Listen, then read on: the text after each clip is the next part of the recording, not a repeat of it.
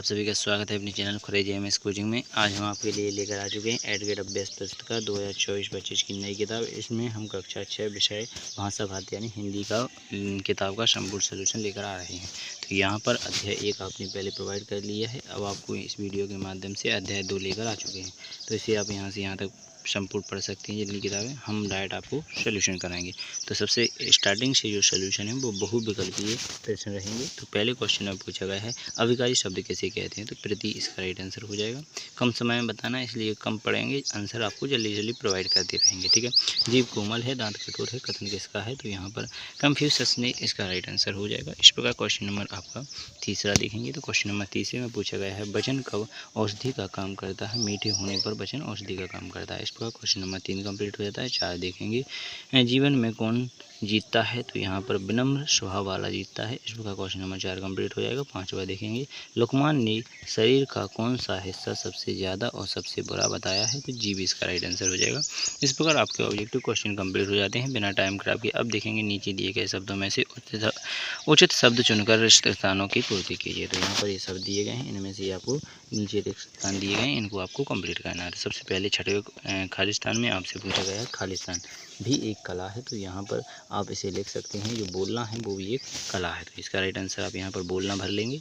इसके बाद लेके चलते हैं आपको क्वेश्चन नंबर 7 में। तो यहाँ पर लिखा है मनुष्य के लिए वाणी वरदान। क्या लिखा है यहाँ पर? वरदान है। मनुष्य के लिए वाणी है जो वो वरदान है। इस पर क्वेश्चन नंबर 8 रहेगा। आपकी वाणी कठोर, तीखी और कर्कश है तो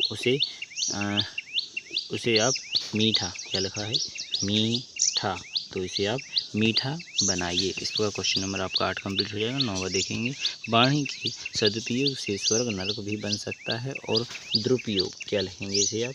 दुरुपयोग, क्या लिखा है? दुरुपयोग, दुरुपयोग से स्वर्ग भी नरक में बदल सकता है। इस प्रकार क्वेश्चन नंबर 9 कंप्लीट हो जाता है। 10वां रहेगा इतिहास शब्द का अर्थ है। इतिहास जो इम्तिहान लिखा है यहाँ पर, इम्तिहान शब्द का अर्थ होता है परीक्षा, यानी परीक्षा लेना। तो इस प्रकार आप इसे कंप्लीट कर सकते हैं। आशा करूँगा आपको क्वेश्चन नंबर ऑब्जेक्टिव क्वेश्चन भी अच्छी तरीके से समझ में आ गए होंगे, और जो मैंने क्वेश्चन ऑब्जेक्टिव क्वेश्चन किए वो भी और खालिस्तान वो भी संपूर्ण समझ में आ चुके होंगे। चलिए अब अति लघु क्वेश्चनों को एक एक करके देख लेते हैं। तो यहाँ पर क्वेश्चन नंबर 11 में पूछा गया कटु सत्य और प्रिय और मधुर कैसे बनाया जा सकता है। तो यहाँ पर बाण चतुर्दश के कटु वचन को भी प्रिय और मधुर बनाया जा सकता है। इस प्रकार आपका क्वेश्चन नंबर 11 कंप्लीट हो जाता है। क्वेश्चन नंबर 12 देखेंगे मीठे एवं कर्कश वाणी के लिए किन किन पक्षियों का उदाहरण दिया जाता है। तो यहाँ पर कोयल और कौआ का उदाहरण दिया जाता है। इस प्रकार क्वेश्चन नंबर आपका 12 कंप्लीट हो जाता है। 13 देखेंगे यहाँ पर लिखा हुआ है पाठ के आधार पर जिज्ञासु शब्द का अर्थ क्या है। जानने की इच्छा रखने वाला आपका जिज्ञासु होता है। इसके बाद क्वेश्चन नंबर 14 रहेगा महाभारत का युद्ध क्यों हुआ था। तो यहाँ पर क्योंकि द्रौपदी ने दुर्योधन से कहा कि अंधे के अंधे ही पैदा होते हैं। इस प्रकार क्वेश्चन नंबर 14 आपका कंप्लीट हो जाता है। इसके बाद देखेंगे क्वेश्चन नंबर 15 तो वाह चतुर्थ क्या है, स्पष्ट कीजिए। तो यहाँ पर वाह चतुर्थ बातचीत करने का तरीका है जिससे किसी व्यक्ति को कटु बात की भी मधुर लगती है। इस प्रकार क्वेश्चन नंबर आपका 15 कंप्लीट हो जाएगा। इसके बाद आता है क्वेश्चन नंबर 16 बातन हाथी पाइये बातन हाथी पाँव लोकोक्तियों का अवश्य आशय लिखिए। तो यहाँ पर लिखा है ज्ञान से भरी बातों से सम्मान और उपहार मिलता है, जबकि गलत बातों से अपमान और सजा भी भोगनी पड़ती है। इस पर क्वेश्चन नंबर आपका 16 कंप्लीट हो जाएगा। इसके बाद देखेंगे 17 क्वेश्चन दिए शब्दों में से हिंदी समानार्थी शब्द लिखकर वाक्य में प्रयोग कीजिए। तो यहाँ पर कामयाब का सफल होना, इसका हो जाएगा हम एक दिन जरूर सफल होंगे। इस प्रकार क्वेश्चन नंबर आपका पहला हो जाता है। इसके गुलामी यानी दास्ता, यहाँ पर दस्त किसी की प्राणी को पसंद नहीं है, अर्थात दास्ता लिखना था। यहाँ पर दास्ता किसी को भी प्राणी को पसंद नहीं है, अर्थात किसी का गुलाम बनना किसी को भी पसंद नहीं है। इस प्रकार क्वेश्चन नंबर आपका 3 हो जाएगा। इसके बाद होशियार यानी समझदार के लिए इशारा ही काफ़ी है। इस प्रकार आपने क्वेश्चन नंबर 17 कंप्लीट कर लिया। अब देखेंगे 18 वाणी का किस प्रकार उपयोग करने से स्वर्ग और नरक की प्राप्ति होती है। वाणी का सदुपयोग और दुरुपयोग करने से स्वर्ग व नरक की प्राप्ति होती है। इस प्रकार क्वेश्चन नंबर 18 कंप्लीट हो जाता है। इसके बाद देखेंगे 19वां क्वेश्चन।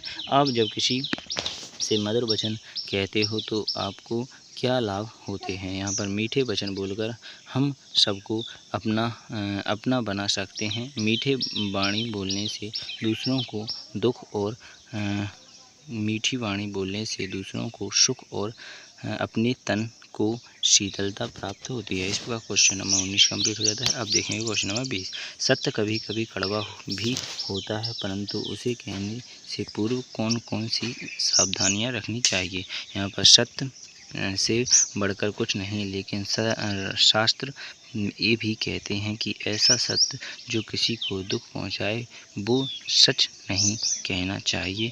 कहना भी है तो इस तरीके से बताइए कि वो किसी को आघात ना पहुंचाए। सिर्फ बोलने के तरीके से ही बातों के प्रभाव को कम किया जा सकता है। इस प्रकार क्वेश्चन नंबर आपका 20 कंप्लीट हो जाता है और आशा करूंगा आपको यहाँ पर संपूर्ण जानकारी समझ में आ चुकी होगी। तो पार्ट 2 यहीं पर समाप्त हो जाता है। अध्याय 3 आपको नेक्स्ट वीडियो में प्रोवाइड किया जाएगा।